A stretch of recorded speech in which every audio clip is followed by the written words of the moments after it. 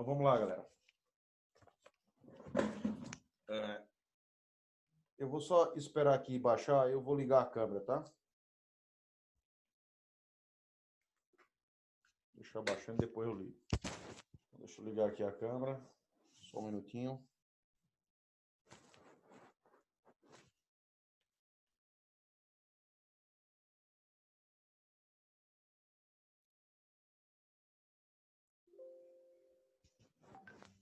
Poxa, que coisa. Só um minutinho, pessoal. Tá dando uma bronquinha aqui. Pra ligar a câmera. Agora deu certo.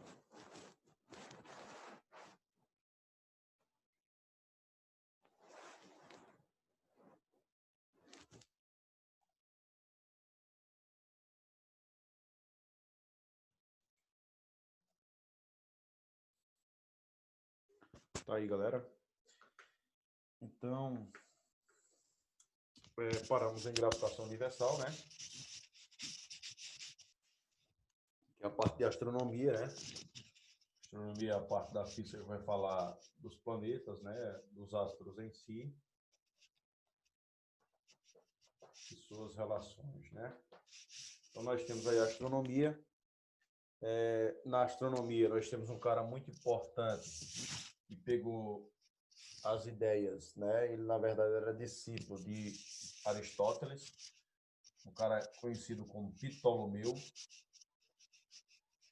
Opa, Ptolomeu.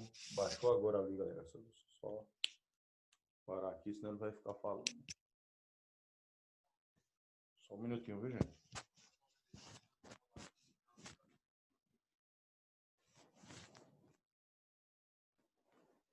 Só um minutinho, senão ele vai ficar falando aqui.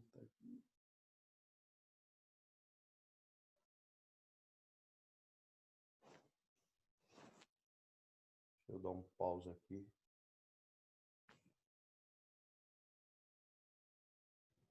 Caramba, tá mesmo em cima do negócio que segura, ó.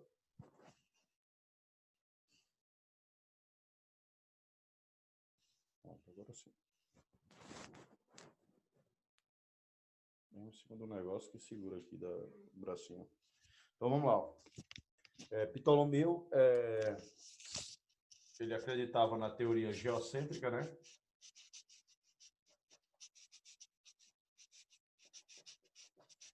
Ptolomeu acreditava na teoria geocêntrica. Geo quer dizer terra, cêntrica quer dizer centro. Então, a teoria geocêntrica significa que a Terra era o centro do universo para eles. Essa teoria aí, ela ficou por muito tempo, por mais de 1000 anos, o povo acreditando nisso aí e tal.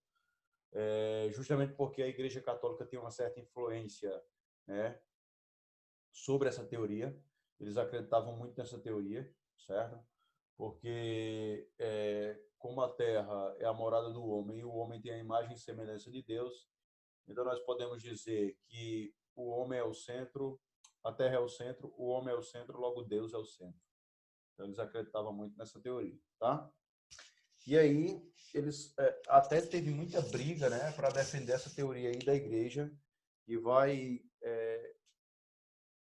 acabar com a morte de um cara chamado Giordano Bruno, se não me engano, um italiano, não era cientista, era um cara curioso, certo? Que foi queimado em praça pública, e essa parte da história ficou conhecida como Santa Inquisição, que você já deve conhecer, né? Então vamos falar de outro cara chamado Copérnico. Copérnico era um discípulo de Aristarcamos de Sá, outro grego, né? Então Copérnico era discípulo desse grego chamado Aristarcamos de Sá. Então aí o que vai acontecer? Copérnico acreditava que essa teoria aqui não tinha muito sentido. Ele acreditava que não tinha muito sentido para essa teoria. E aí ele vai acreditar na teoria heliocêntrica. Heliocêntrica. Galera, hélio quer dizer sol. Cêntrica quer dizer centro. Então, teoria heliocêntrica significa que o sol é o centro do universo. E como eu sempre falo, se você comprar um livro desse cara aqui, né? Você comprar um livro desse cara, a linguagem ela é muito estranha. Aí você pode dizer, professor, mas por que a linguagem é tão estranha? É porque nessa época, qualquer coisa que você falava, você poderia ser morto, certo? Ou chamava você de bruxo, sei lá. Qualquer coisa que você falava, você era recriminado por essas palavras. É tanto que nessa época aqui era a época dos livros proibidos, né? Você não poderia falar muita coisa, não. Se você falasse alguma coisa assim, poderia causar sua morte. Então, o que acontece? A linguagem desses livros é bem estranha, porque os caras tinham medo de colocar uma linguagem assim direta e, e ser morto. Por exemplo, se você pegar um livro desse cara, eu lembro quando eu estava na faculdade, eu estudei com um professor lá que ele era gaúcho, só que ele morou 15 anos na Alemanha. E aí ele tinha todos esses livros desses caras aqui. Aí ele me mostrou como era a linguagem desse livro. Se você lê o livro, aí ele começa. O Rei Sol, não sei o que, os súbitos, não sei. Ele usa esse termo, entendeu? Ele usa um termo bem diferente para camuflar o que ele estava dizendo. Então, só um cara com uma linguagem mais criativa conseguia entender o que ele estava falando. Então, porque ele falava também assim, com medo de ser recriminado pela igreja, tá? Então, o que acontece é uma linguagem totalmente diferente da linguagem que a gente tem hoje, beleza? Então, galera, hélio quer dizer Sol, cêntrica quer dizer centro, então a teoria heliocêntrica, o Sol é o centro do universo. Sabemos que parte dessa teoria não é aceita até hoje, né? Por exemplo, nós sabemos que o Sol não é nem o centro da nossa galáxia. Como é que ele é o centro do universo se ele não é nem o centro da nossa galáxia? Beleza? Então, o Sol não vai ser o centro do universo. O resto é aceito. Então, o Sol, na verdade, na nossa galáxia, ela tem um formato espiral. Ó. A nossa galáxia, ela tem um formato assim, ó. Lembrando, nossa galáxia é Via Láctea e a nossa galáxia vizinha é Andrômeda. Então, se você pegar uma linha saindo de uma extremidade da galáxia, passando pelo centro dela, nós vamos notar que o sistema solar está nessa região aqui, ó. Então ele vai estar a 30 anos-luz. Se você passar de um ponto da nossa galáxia pelo centro e chegar no outro ponto, vai dar 100 anos-luz. Lembrando que 100 anos-luz não é tempo. É a distância que a luz percorre em um ano. Então, ó, 100 anos-luz. Se você pegar 100 anos-luz aí, que é a distância das extremidades da nossa galáxia passando pelo centro dela, você vai notar que o sistema solar está a 30 anos-luz de uma extremidade da galáxia e a 20 anos-luz do centro da galáxia. Ou seja, a gente não está nem no centro da nossa galáxia. Como é que a gente vai ser o centro do universo, né? Depois desse cara aqui, surge um cara chamado Giordani Bruno, que ele não era cientista, ele era um curioso, e por acidente ele caiu numa casa em que tinha os livros proibidos, e aí ele foi ler os livros proibidos. Quando ele lê os livros, lá no entendimento dele, né? Porque quando você lê um livro, você pode ter você entende de uma forma, outra pessoa lê já pode entender de outra forma. Segundo a leitura que ele fez, se você for subindo, subindo, subindo, sem parar, você nunca chegava no fim. Ou seja, quebrava a teoria que o céu existe, né? Quebrava a teoria que o céu existe e para a gente o céu é a morada divina. Então a igreja não gostou dessa afirmação que ele fez. Sem contar que ele falou que a Terra era redonda, alguma coisa desse tipo. E aí o que acontece? Esse cara, por falar isso aí, ele foi recriminado e foi queimado em praça pública. Mas se você olhar a história mesmo, antes dos caras queimarem ele, perguntou se ele queria clemência, se ele ia aceitar clemência. Aí colocaram um crucifixo no rosto dele e ele virou a cara. Tipo assim, o que as mulheres chamam aí, né, no popular, a famosa rabisaca. Ele deu uma rabisaca para a cruz e era um sinal que estava negando a Cristo, né? E aí ele foi queimado em praça pública. Depois surge um cara chamado Galileu Galilei. Galileu Galilei vai analisar essas duas. Ele era muito conceituado na época, né? Tanto que foi ele que formulou a gravidade e foi ele que estudou as luas de Júpiter. Então, ele vai olhar essas duas ideias e ele observa que a ideia heliocêntrica era a correta. E aí ele publica um livro, né, defendendo a teoria heliocêntrica, mas depois a igreja vai para cima dele, da mesma forma que fez com Bruno. E aí o que acontece? E aí ele, com medo de ser morto, igual o Bruno, desmente todo o livro e publica um livro defendendo a teoria de cima, geocêntrica, tá? Aí alguém pode falar, poxa, mas por que o Copérnico ele não foi morto? Primeiro, ele não foi morto por dois motivos. Um deles era a linguagem do livro. Isso, poucas pessoas entenderam o que estava além do livro, que a linguagem é bem diferente mesmo, bem diferenciada. E em segundo lugar, porque na hora H, quando foram perguntar a ele, ele disse que foi Deus que quis que fosse assim. Então, quando falou a palavra Deus, os cara se acalmaram. Né? Então, quando ele falou Deus quis assim, quando ele falou essa frase, os cara se calaram na hora. Depois surge um cara chamado John Kepler, né? Surge um cara chamado John Kepler que vai pegar a ideia de um cara chamado Tycho Brahe. Então, Tycho Brahe, na época, era um excelente astrônomo, mas era péssimo matemático e péssimo físico. Então, contratou esse cara para pegar toda a parte matemática, botar no papel e todo o entendimento físico e interpretar. Então, o que acontece? Ele fica muito famoso na Europa. Depois ele é convidado para tomar uma com o rei lá da França. E aí ele começa a beber sem parar, não podia pedir para sair, porque seria uma afronta ao rei, né? E aí, no final das contas, ele acaba tendo uma infecção urinária e morre na frente do rei. Esse cara, como não era besta, chegou para a viúva e disse, aí, me passa todas as anotações do seu marido, ou então eu vou botar você na justiça, você vai ser queimado. Ameaçou ela, né? Na hora ele entregou tudo. Aí ele, como não era besta, foi lá e publicou tudo em seu nome, né? Então ficou conhecido como Leis de Kepler, mas na verdade era para ser Leis de Tycho Brahe. Então a primeira lei é a lei das órbitas. Lei das órbitas, tá?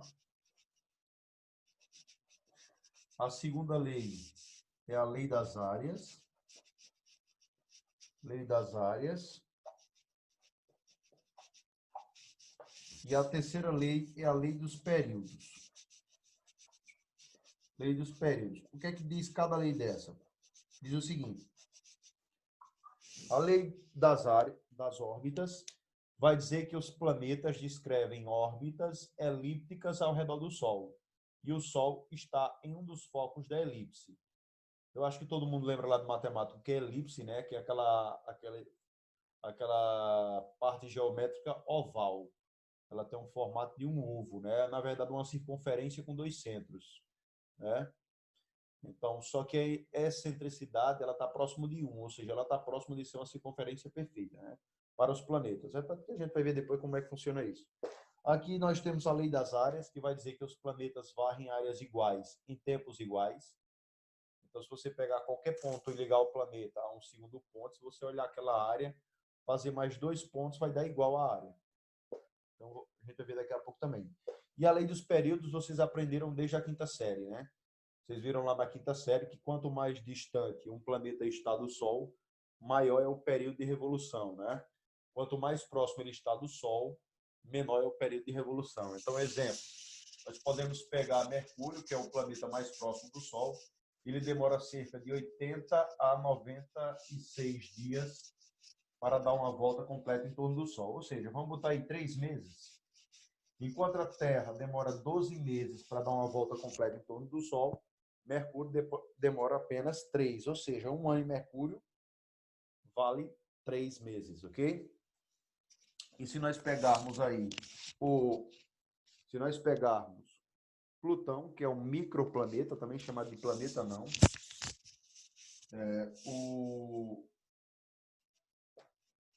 o Plutão ele vai demorar cerca de 243 anos para dar uma volta completa em torno do Sol. Quando a gente fala anos, é anos terrestres, tá, galera? Então vamos lá, primeira lei, ó. A primeira lei que é a lei das órbitas. É fácil de entender essa lei. Lei das órbitas. Na verdade, órbitas elípticas, né? Nós temos uma figura geométrica e vocês sabem que ela é chamada de elipse. A elipse ela possui dois focos. Em um deles o Sol está. O ponto mais próximo do Sol nós chamamos de periélio. O ponto mais distante do Sol nós chamamos de afélio. Peri quer dizer perto, hélio quer dizer Sol. Então, periélio, o ponto mais próximo do Sol. Afélio, apo, quer dizer longe ou longínquo. E hélio quer dizer Sol. Então, afélio, ponto mais longe do Sol, mais distante do Sol. Se o planeta vai do peri para o afélio, a sua velocidade diminui. Então, aqui, ó, a velocidade diminui. Nós sabemos que quando o módulo da velocidade diminui, o movimento é chamado retardado. Então, aqui eu tenho um movimento retardado. Então, do periélio para o afélio, o movimento é retardado, tá? Ou seja, se você fazer o contrário, se você for do afélio para o periélio, se você for do afélio para o periélio, a velocidade vai aumentar. A velocidade aumenta. Se a velocidade aumenta, nós temos um movimento acelerado. Então, movimento acelerado, tá, galera? Então, galera, essa é a primeira lei. A primeira lei vai dizer que os planetas descrevem órbitas elípticas ao redor do Sol e o Sol ocupa um dos focos da elipse. Alguma dúvida, gente? A primeira lei, posso passar para a segunda? Posso passar para a segunda lei, galera? Beleza. Segunda lei. A segunda lei nós chamamos de lei das áreas, né? Segunda lei de Kepler é a lei das áreas. Lei das áreas. Certo? Essa parte aqui é a parte que mais interessa a gente, mas tem outras partes, por exemplo, se você pegar aí as galáxias, né? Você vai ver lá a Ursa Maior, a Ursa Menor, Libra, não sei o quê, tem um monte de galáxia aí. É porque a gente não estuda muito essa parte no ensino médio, que é uma parte mais voltada assim para uma parte específica da física, tá? Então, por exemplo, vai ter uma mulher lá, se você pegar todos os livros de física aqui, dificilmente você vai ver uma mulher falando aqui na parte de física, mas quando você vai para a parte mais profunda mesmo, você vai encontrar muitas mulheres lá. Inclusive, a galera fala até que, entre aspas, que a maior parte das leis que Einstein fez tinha a esposa dele por trás, né? E nessa parte de descobrimento das galáxias, nós temos muitas mulheres, uma mulher muito forte, e ela sabia fazer todos os cálculos do movimento das estrelas. E aí ela pegava e fazia cada movimentozinho, fazia o desenho e chegava a essa conclusão que nós temos hoje, tá? Então, a segunda lei, ela vai ser a lei das áreas. Então, ela vai dizer o seguinte, ela vai dizer que você vai pegar ali, ó, você vai pegar um ponto, né? Eu acho que o professor de matemática já disse isso para vocês. Se você pegar um preguinho aqui, ó, pegar outro preguinho aqui, botar uma cordinha, ela fica dentro dessa figura. Então, o professor de matemática já deve ter falado isso aí para vocês.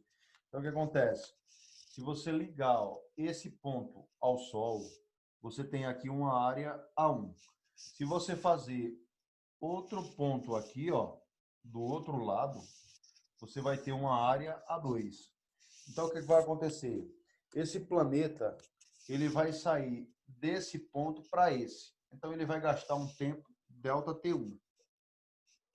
Mas ele também vai dessa parte de baixo aqui, ó, para essa parte de cima, e ele gasta um tempo ΔT2. E aí, o que é que vai dizer essa lei? vai dizer que o planeta varre áreas iguais em tempos iguais. Então, mais uma vez, se você quiser anotar aí a teoria, é bom. O planeta varre áreas iguais em tempos iguais. Então, ó, se ΔT1 é igual a ΔT2, então o A1 é igual a A2. E aí, se você dividir a área pelo tempo, vai dar uma constante chamada de velocidade aerolar. Ó, se você dividir a área pelo intervalo de tempo, você vai ter uma constante chamada de velocidade aerolar.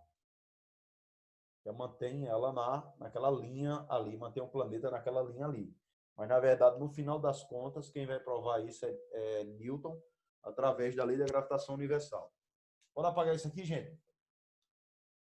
Todo mundo pode apagar esse lado? Galera? Beleza, vamos lá. Então, vamos agora para a terceira e a última lei, que é a que mais cai, né? A que mais cai é a terceira lei de Kepler no Enem. Então, é bom você se ligar nela. Ela cai pra caramba. Na verdade, todos os vestibulares do país, da parte de astronomia, a que mais cai ela é a lei da gravitação universal. Então, ó, a terceira lei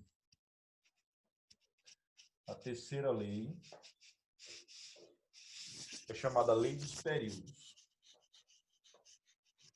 Lei dos períodos, tá? A terceira lei é chamada de lei dos períodos. E o que é que nós vamos ter aqui?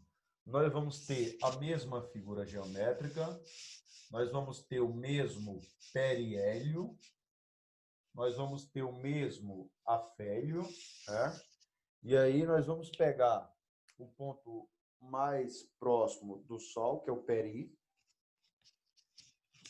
Vamos ligar ele ao Sol.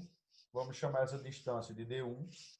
Vamos pegar o ponto mais distante do Sol e ligar, e chamado D2. Fazendo a média aritmétrica, nós encontramos o raio da órbita. Então, D1 mais D2 sobre 2 vai dar o raio da órbita de qualquer planeta. Beleza? Aí, o que vai acontecer? Essa lei dos períodos vai dizer que o quadrado do período de revolução é proporcional ao cubo do raio, tá? O quadrado do período de revolução é proporcional ao cubo do raio. Então, ó, o quadrado do período de revolução é proporcional ao cubo do raio. Então, quadrado do período é proporcional ao cubo do raio. Então, essa é a parte teórica da lei, né? A primeira, os planetas descrevem órbitas elípticas ao redor do Sol e o Sol ocupa um dos focos da elipse. Segunda lei, o planeta varre áreas iguais em tempos iguais. Terceira lei, o quadrado do período é proporcional ao cubo do raio. Ó, é quadrado do período, não é o período, não. É o quadrado dele. É proporcional ao cubo do raio e não proporcional ao raio. É proporcional ao cubo dele. Beleza? Galera, se nós fizermos a relação de planetas com planetas, satélite com satélite, se você fizer relação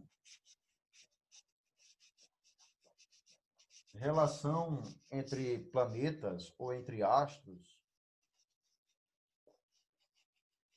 você vai ter uma nova fórmula. Primeiro, quando nós falamos da relação entre planetas, das relações entre planetas, quando nós falamos das relações entre planetas, nós estamos falando de proporção, né?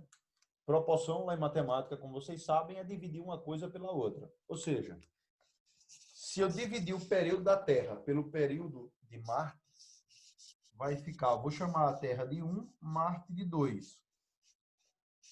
Eu terei que botar ao quadrado na Terra e o quadrado em Marte.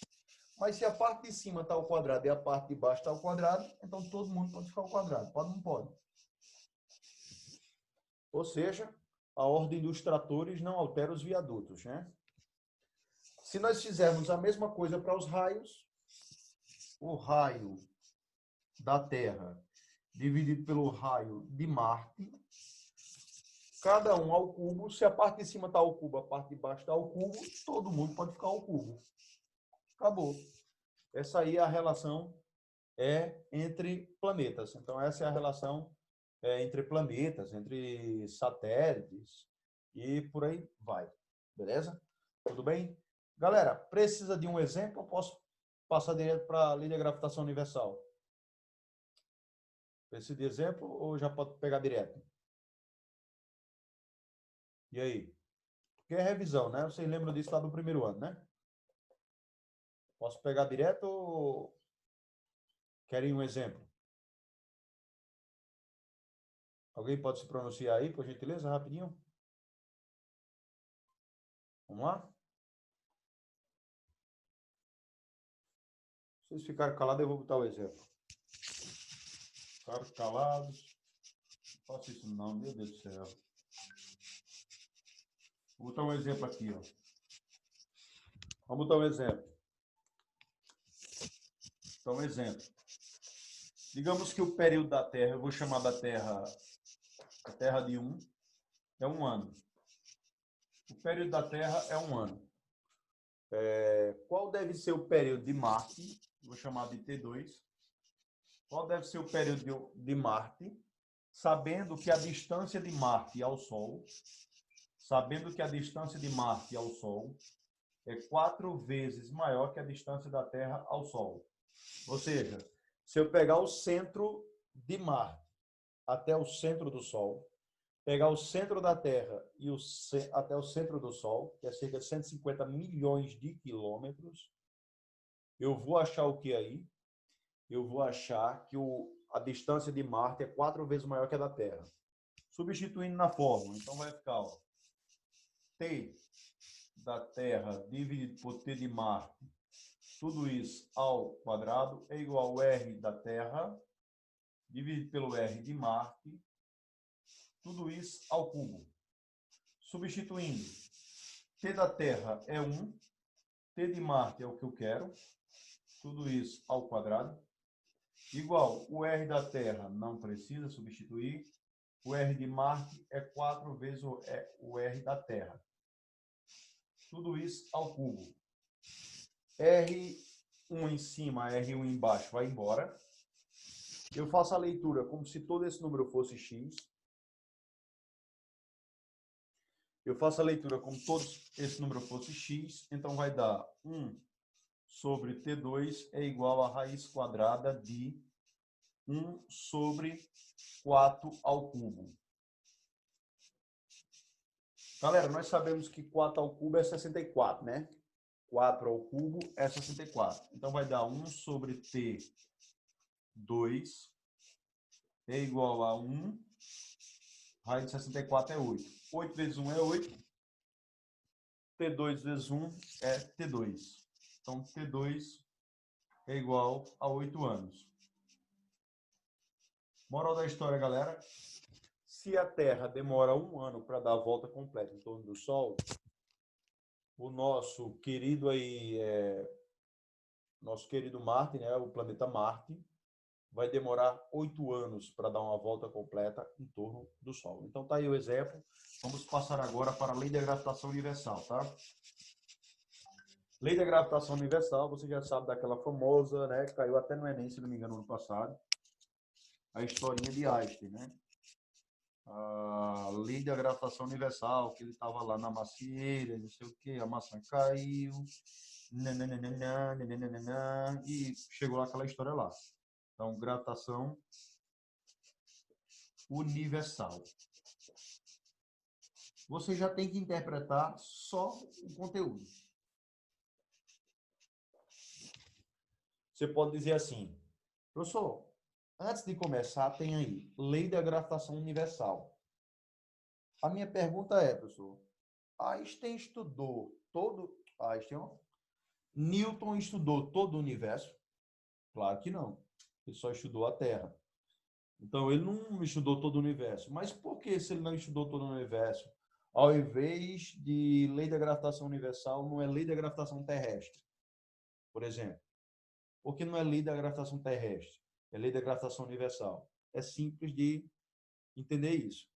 Porque Newton chegou à conclusão que massa atrai massa, certo?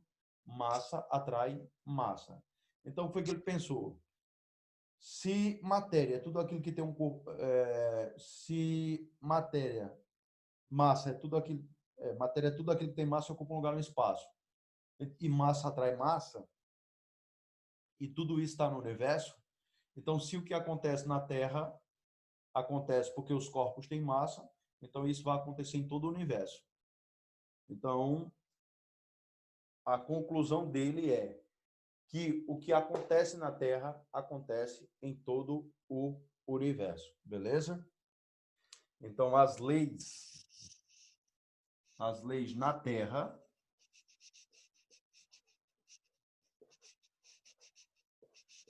é válida para todo o universo. Então, por isso que o nome ficou Lei da Gravitação Universal, beleza? Então, embora ele não tenha estudado todo o universo, estudou apenas a Terra, mas ele acreditava que tudo aquilo que acontecia na Terra acontecia em todo o universo. Só um errinho que ele cometeu aí foi ele dizer que o tempo na Terra e no espaço passa de maneira igual. Errado. Einstein provou que não é assim. Einstein provou que no espaço, viajando na velocidade da luz, o tempo passa mais devagar. E aí, galera, o que é que vai dizer aqui essa lei da gravitação universal? Em outras palavras, para um bom entendedor, massa atrai massa. Massa atrai massa. Simples assim. Certo? Então, segundo Newton, massa atrai massa. Ou seja, a maçã só caiu por conta da atração gravitacional que a Terra exerce sobre ela e ela exerce sobre a Terra. Como ela tem uma massa bem inferior à da Terra, então ela vai em direção à Terra, mas a Terra também vai em direção a ela, só que devido à massa, a aceleração da Terra é 0,0000, no final tem um 2 lá, tem um 3, um 4, alguma coisa desse tipo. Beleza? Moral da história, se massa atrai massa, como funciona essa atração? Elas atraem na proporção do produto, né? Ou seja, a força gravitacional, a atração é diretamente proporcional ao produto das massas e é inversamente proporcional ao quadrado da distância que os separa. Em outras palavras, o que ele quis dizer é que quanto mais próximo, maior é a atração, quanto mais distante, menor é a atração gravitacional. Beleza? É assim que funciona, ok? Então, é assim que funciona a atração gravitacional. Então, em outras palavras, podemos dizer que se temos a Terra e temos aqui um satélite, né? Se temos aqui a Terra e temos aqui um satélite lá no espaço, a mesma força que puxa o satélite para a Terra, que é uma força F, é a mesma força que puxa a Terra para o satélite. Só muda o sentido, ou seja, temos aí a terceira lei de Newton, né? Ação e reação, ou seja, um par de força aplicada em corpos diferentes que possuem a mesma intensidade, a mesma direção em sentidos opostos. Então temos aqui, galera, aí a terceira lei de Newton. Ou seja, então eles vão se atrair na proporção das suas massas, né? Eles vão estar distantes um do outro com a distância d. Então eles se atraem na proporção de suas massas e na inversões do quadrado da distância. Isso indica que a força gravitacional ela é igual a uma constante chamada de G, vezes m grande, vezes m pequeno, dividido por d ao quadrado. Então, está aqui, essa formulazinha é nada mais, nada menos que a lei da gravitação universal de Isaac Newton. Ou seja, Isaac Newton diz que tudo isso aqui é válido para qualquer lugar no universo. Então, para qualquer lugar no universo, isso aqui vai existir, tá? Beleza? Então, massa vai sempre atrair massa, segundo ele. Então, vamos lá. Galera, esse G é uma constante gravitacional que foi feita em laboratório. Então, ele chegará à conclusão que essa constante ela vale 6,67 vezes 10, certo? Vezes 10 a menos, se não me engano, é menos 11. Menos 11 newton vezes metros por quilograma ao quadrado. Então, eles chegaram a essa conclusão aí, tá? E aqui, metro ao quadrado também. Então, eles chegaram a essa conclusão aí, ó. E o G vale 6,67 vezes 10 a menos 11 newton metro quadrado por quilograma ao quadrado. Então, você não precisa se ligar tanto aqui nesse valor, porque ele é uma constante, geralmente ele vem no início das provas. Beleza? Então, ele vem no início das provas. Tudo bem? O M, massa menor, o M grande, massa maior. E aí, para entender melhor, vamos finalizar com o gráfico. Falta um minutinho, eu acho que dá tempo, deixa eu ver.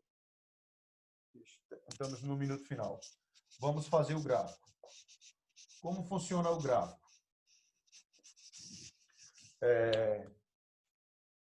A força está relacionada ao produto da massa e ela está relacionada ao quadrado da distância. Então, se a gente fizer uma tabelinha para verificar isso, nós sabemos que peso é a força gravitacional na superfície de um astro, né? Então, por exemplo, a Lua ela não tem peso porque ela não está na superfície de ninguém. Então, se você está a uma distância d do centro da Terra, o seu peso é F. Se você está a uma distância 2D do centro da Terra, na verdade esse 2D é o 2R, né, que é o raio. Você vai